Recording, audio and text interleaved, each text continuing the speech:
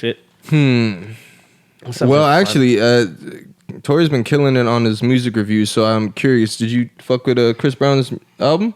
Bro, playing that shit up to Vegas, it was fire. Four That niggas shit was listening to fire. R&B in the car. I don't even listen That's to Chris the Brown best. album because I don't like listening to like music when the dude's talking about fucking your girl. Yeah, I'm not a huge R&B guy. I'm not gonna lie to And you. then I mean, and today modern R&B I kind of have a problem with too because at least Chris Brown's version of R&B, like it's supposed to be sexy and lusty and shit like that.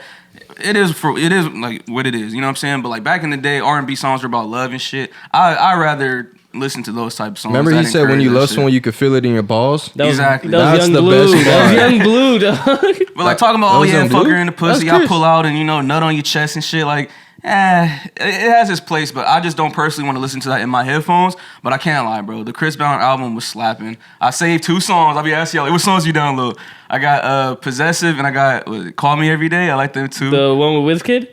Yeah. I like the that was one with fun. him and Lil Baby too. I gotta get that one. I gotta listen to that one. Oh, what again. about How do you like Wayne? Lil- One with That's Wayne? the one I got. Possessive. Oh, Possessive. Okay, Yeah. got you. And I think the one with him and Baby is Addicted, so I want to listen to that one again. Does this mean his project was better than both Kendrick's and Drake's? Yes, it was, bro. Yes, it was. I felt like Drake could was say probably that, punching yeah. the air listening to Chris Brown's album, honestly. The reason I think it's better than those two, it's a longer album. So it's not like you're just giving us one type of flavor of you, because he starts off really slow, or he starts off like you have select songs that are a vibe, right?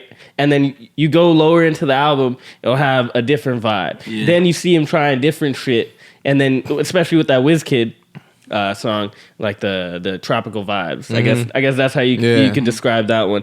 And then that song Forbidden, the one that was like the Disney song that, bro, that was so cool because it was like a R-rated Disney song. That's how I'll describe it. And bro, that shit got me so upbeat. You talking about the one that sounds like a musical? Yeah, bro, that shit was Fuck no. Bro, that shit was so cool. Hell nah. I'm I like, liked it I for the can't genre believe that it. it was in. Yeah.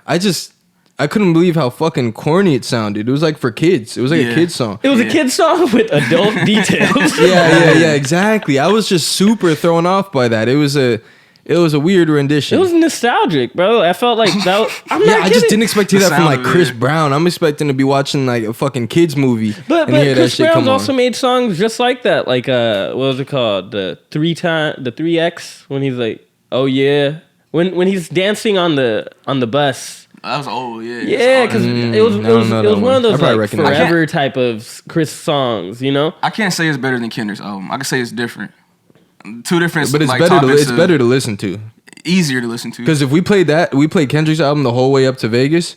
Wow, we would have been fighting by the time we got up. Everyone would have just been like, fucking angry. yeah, bro. No one wants to hear that shit the whole time. By the time it loops the 4th time, 5-hour drive. Oh hell nah, bro. Everyone mood gonna be a little different. No one wants to listen to that I shit. listened to much. Mother Sober the other day, and it kind of hit different. Again, like Yeah, just listen keep at to it, bro. again. Eventually it'll hit if you listen enough. Bro, I it's know. better than both their albums. It's better than Drake's and better than Kendrick's. Yeah, I'll definitely give it to. I'll give it over. Kendrick Honestly, had no Nevermind. substance. Nah, look, no. Kendrick has substance. It's just the substance that this generation doesn't want to listen to. Which generation want to listen to that shit?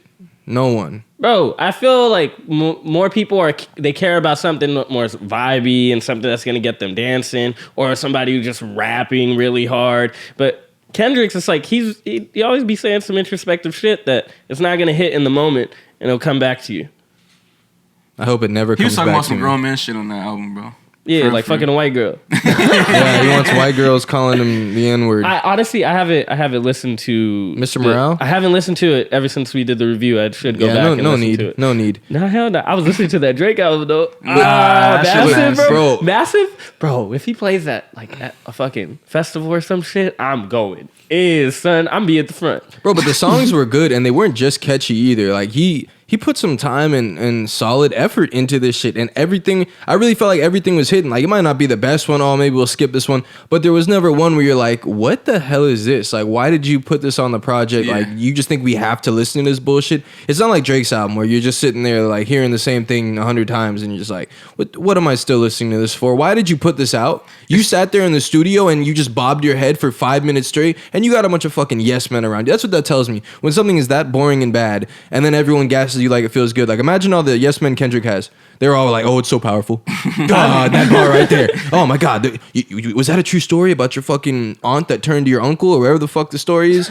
Like, come on now. It sounded like Chris Brown's album had a way bigger budget. Like he had features and the production on it sounded way bigger and more atmospheric than Drake's shit. Like I saw a video. Drake didn't have the budget. He didn't have the. I not put. He worked with some of like the best dance people. Well, what is Drake? Come on now. Drake didn't make this shit out of his basement. This was a lazy ass album. But he still had 40 and some of the best producers from the house genre. No features, like you didn't want to get. That wasn't because he couldn't afford a feature. He's not paying for features. You know that, right? He was just trying something on his own. Imagine you giving Drake your price. Yeah, it's gonna be 20 racks. That's like lower level rap stuff. Like Hove is never getting no money for a verse. Bro, I saw a video of Drake calling 40 and was like, yeah, on that one part where I say okay, like he told him to make a change as if he did it over the phone. And so it was just like, okay, if this is how the album is going, and I could see why it sounded like shit. Have you guys heard any of the theories about why Drake put out like this Honestly Nevermind album? Nah. Actually, forget it. No, actually forget it.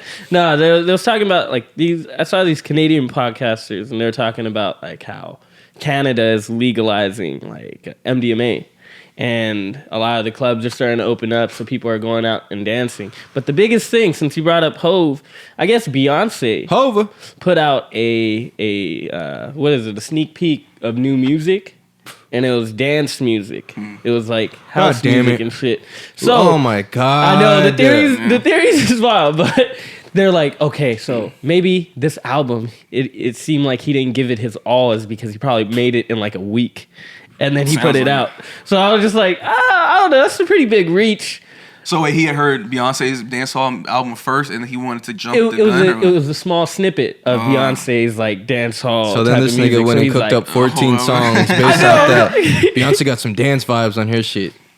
I don't know. He's like, let me put it out before she puts it out. Shit, first to market. Yeah.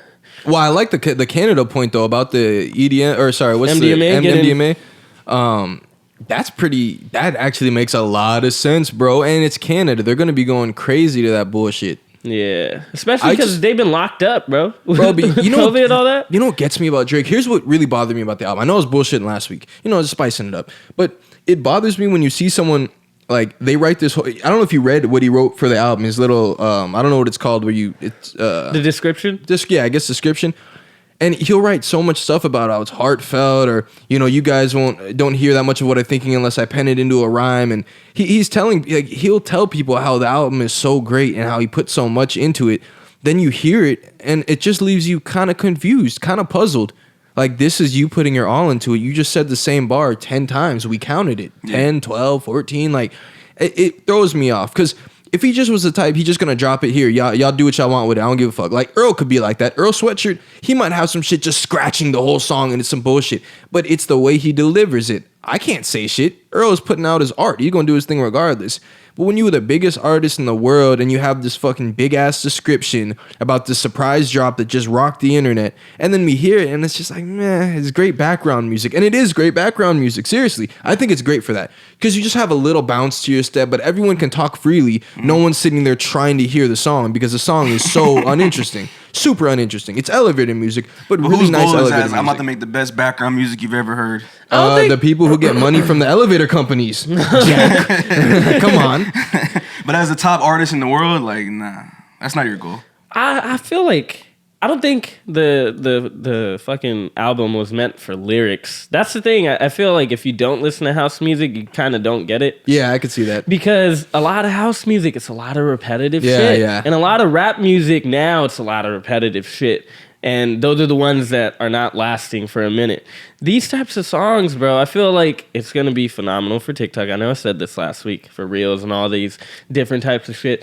But it's the instrumentals. I really rock with the instrumentals on a lot of the songs for the Drake album. I can't accept this from other artists, though. Like, I don't want this to be the trend. Like, that's it doesn't have to. Yeah, thank God Breezy didn't go on no bullshit. He didn't put out no house. But it'll be way better though. It'll be way better than Drake's album, sounding from his more recent album. Because his more recent album, he has so many different vibes on it. Like so many different types of instrumentation or different genres that you could place it to. But Chris never wavered from his same R&B shit, which worked in that regard because it wasn't like he was trying to do too much, you know? Like, I know we talk about, if you're going to add something to the genre, like add to it, because that's the point I made last week. And I felt like Drake didn't add anything to the dance hall from what we've heard before, what he made. But like Chris kept it consistent, but it was still to a certain quality. Where Drake's quality kind of diminished from his previous dance hall tracks, or his previous reggaeton tracks, or house music, even whatever. What are some of his previous dance hall tracks that you like? Drake had a bunch of gay ass melodies. Probably like Passion Fruit, or what's Controller. Signs was fire. What's the Champagne one? with breakfast while I'm yawning. The one that when he's talking about the car, he's like, I'm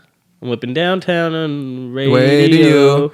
I shoot you down to you got someone that belongs to me. How what song is that? I try with you. Find my way? No. It's more than life than give. Feel no ways. It's feel no ways. There you go. It's more than life sleeping in and getting high with you. Liability? Okay, cool. See, that's what I'm saying. We've heard great songs from Drake that have that sound to it, but like this didn't seem like it went full house music because it still sounded like Drake beats. So it's like it's not full house music. It's still a Drake beat, but it's not Drake performing the way I'm used to him performing. Yeah, Drake dog shitted on this. It's kind of like a 1 foot in, 1 foot out. Even though it's like okay, maybe a drum sounded more house music, maybe a certain sound, but you still had the same Drake cadence. Like so, it's like I've heard this before, but not as bad as what I'm hearing now. I think it's also like it was a full album filled with that type of music. Yeah. And that one rap song or two rap songs. Yeah, I don't know why he even put that shit in, the savage shit. Like, just throw it in. All right, man, just to keep y'all other people happy. Bro, don't just throw this fucking song in here. Fuck all that. Like, we didn't need it. Just keep it. Keep it the way you had it. Or be on some fly shit and drop a song like Animals at the end of the project. So it's like, oh shit, some experimental, that's dope, nice little outro. Oh shit, that was a different vibe. The different vibe can't be just you and Savage fucking freestyling back and forth. But him and Savage do need a tape together. That would be awesome. What a Time to Be Alive too. Not obviously that title, but to do that would be phenomenal. I feel like everyone would be happy with a Savage and Drizzy tape. Yeah. Oh yeah.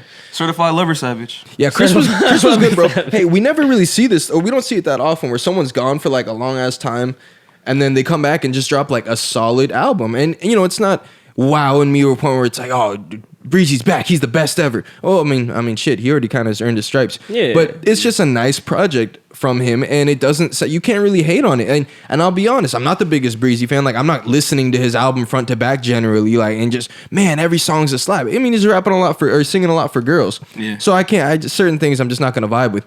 But I can listen to this one through and through, and I'm not mad at all. I like certain songs. Certain ones is catchy. Certain ones I could just say this is a dope Chris Brown song. Like this is solid all around. Yeah. There's no issues with me from and his anything vocals sounded good. Like everything sounded great. And even Chris was doing the kind of rap singing shit. I know. And he had the kind of the deep vocals sometimes. Yeah. He had a little. He got me in this bitch recording. I'm over here turning up my low end and shit. Like I kind of want to get that low little sound of my voice. Bring out the lower frequencies. No, don't get me wrong. Like, there's not a debate between who's a better singer between Chris and Drake. It's Drake. Chris is obviously a way better singer. But if you were to compare the two albums, like they both kind of had that singing rapping shit, but Chris did way better. You know, for a minute, I wasn't listening to Chris Brown songs like because of Rihanna stuff. No. Come on, don't put me on the spot like that. You're right. But yeah, because like I'm a huge Chris Brown fan. But there was a period in my life where like, man, I was just like, damn, Chris Brown songs just sound like Chris Brown songs now. Yeah. And I guess like other people's opinions kind of flawed mine. And now getting this album from him makes me so happy because I miss Chris Brown's music, and it's cool to hear him, I guess, get into a different bag. Or multiple different bags. Like, even with what was it called? The Forbidden track. That's something that I haven't heard in a minute. Like, from him. And then he kind of like, what is it called? Renovated? No. What's the word? When you revamped it. Yeah. So, and he renovated it. Got his body done. Airbnb in that bitch. And they got his body done. But yeah, that was awesome to see, and I love C Breezy. Chris hasn't been away for that long though, right? Because I think Indigo was that 40-song track he released. Yeah, that was like 2019. That was one of them that like I'm not. Maybe the song Heat with Gunna and like certain songs that, but the rest of it just sounds like what Chris Brown's been giving us for several years.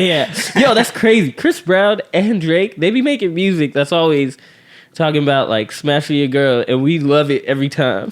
Yeah, but Chris is different though. It's way more raunchy. So it's like it's like I'm not finna listen to this. I'm not playing this. I love R&B, bro. That shit's fire, bro. Singing and melodizing, panties on the floor and you know. But see, I just don't like when the R&B niggas like they're not even like rhyming or nothing. Like it's just getting like mad graphic. Like take your clothes off. Yeah. I'ma fuck you slowly. I'm like, fam. To me, bro, I'll be trying to like really cams, but I'll be really trying to like write some shit. So it's just weird to me, like, just because this nigga got a good voice, he can just say whatever. Like, I want to fuck you slowly. I'm like, fam, there's just not that much going on when I'm hearing that. Like, I can depict it. I understand just how much your fucking toes curling, her socks being on or off. It'd just be like random details that they'll be sharing. And it's like, okay, so he's really fucking, because he's not just making this up off the top of his head. This shit he thinking. But it's just for the girls. It's not for me. How do you feel about R&B artists eating watermelon on stage? Oh, shit. Omarion and Mario. That was the best verses I've seen. I like when there's shit that's legendary. funny.